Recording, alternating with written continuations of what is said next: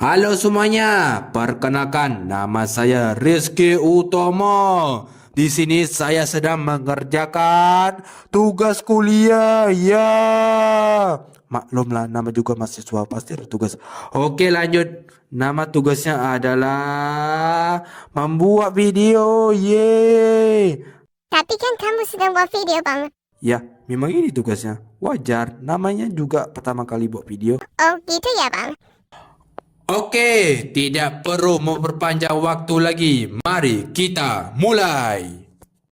Judul besar hari ini adalah pengenalan komputer.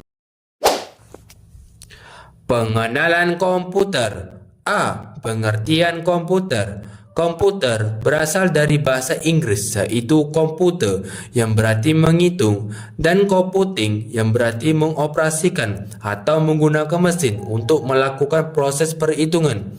Jadi, pada mulanya komputer dibuat untuk melakukan proses perhitungan dan berkembang menjadi multifungsi seperti sekarang ini. Pengertian komputer secara umum seperangkat alat elektronika yang dapat menerima masukan, input, dan melakukan pengolahan data, proses untuk menghasilkan keluaran output berupa informasi yang berguna dan bermanfaat. Generasi pertama berkembang komputer yang berlangsung sekitar tahun 1951 hingga 1958 ditandai secara fundamental dengan penggunaan tabung vakum tube sebagai komponen struktur utamanya. Tabung vakum ini berfungsi sebagai elemen dasar untuk menyimpan meskipun menghasilkan panas yang sangat tinggi dan mengkonsumsi daya listrik yang besar.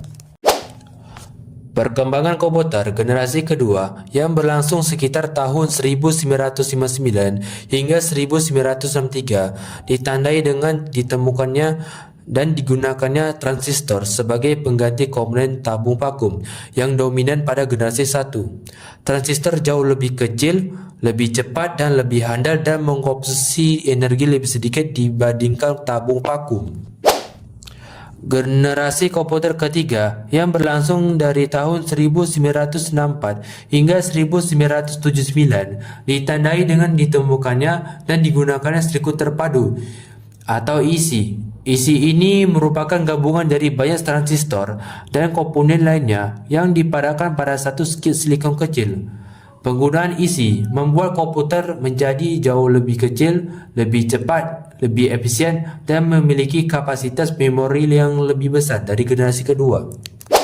Generasi keempat komputer yang berlangsung dari sekitar tahun 1979 hingga 1980 meskipun sering dianggap berlanjut hingga saat ini ditandai dengan ditemukannya microprosesor dan penggunaan teknologi integrasi skala sangat besar atau VLSI. IC pada generasi sebelumnya kini ditingkatkan kemampuannya untuk menampung ribuan komponen dalam satu chip silikon kecil, menghasilkan microprosesor inti dari semua CPU modern yang mampu memproses data dengan kecepatan luar biasa. Generasi kelima komputer yang dimulai pada tahun 1981 dan berlanjut hingga sekarang fokus pada pengembangan teknologi adalah kecerdasan buatan atau AI dan memproses paralel. Tujuannya adalah menciptakan komputer yang dapat merespon bahasa alami dan memiliki kemampuan belajar, berlogika, serta mengambil keputusan seperti manusia. Mang, suaramu tidak bagus, Bang. Diamlah dulu. Oke, selanjutnya. Special Purpose Computer adalah jenis komputer yang dirancang secara khusus untuk melakukan satu tugas atau fungsi tertentu saja dan tidak dapat digunakan untuk tugas-tugas umum lainnya. Perangkat keras atau hardware dan perangkat lunak atau software di dalamnya dikonfigurasi secara optimal untuk mencapai tujuan tunggal tersebut dengan efisiensi tertinggi. General Purpose adalah jenis komputer yang dirancang untuk dapat melakukan berbagai macam tugas atau aplikasi yang berbeda. Komputer jenis ini memiliki titik tinggi, perangkat kerasnya bersifat standar, dan fungsionalitasnya ditentukan oleh perangkat lunak yang diinstal di dalamnya.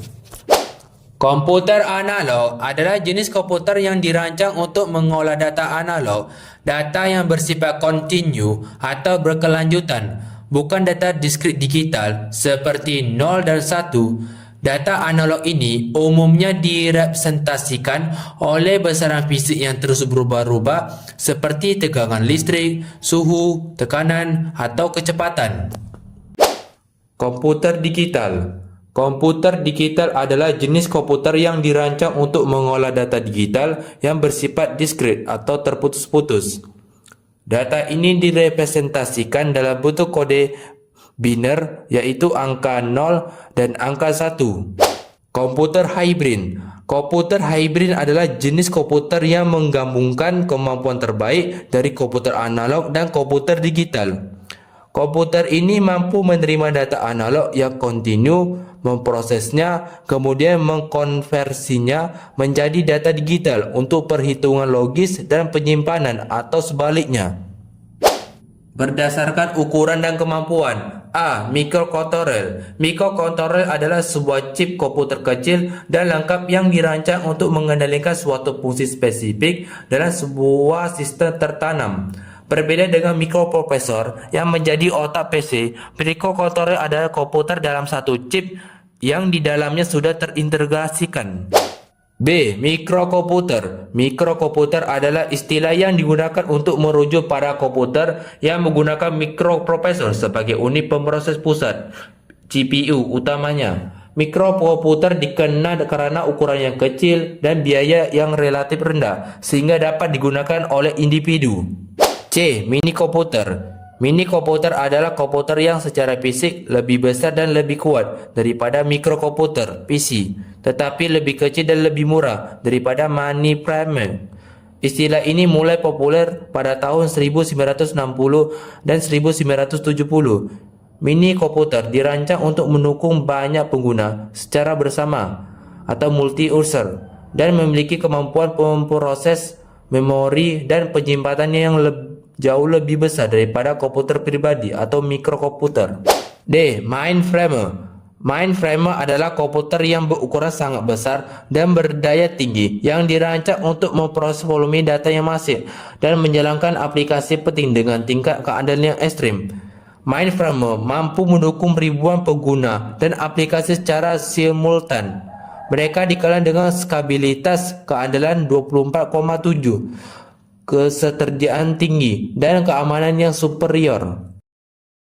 Kegiatan belajar bukanlah terhindar dari tanggung jawab atau risiko, tapi sikap berani menanggung risiko dan tanggung jawab itulah yang disebut belajar.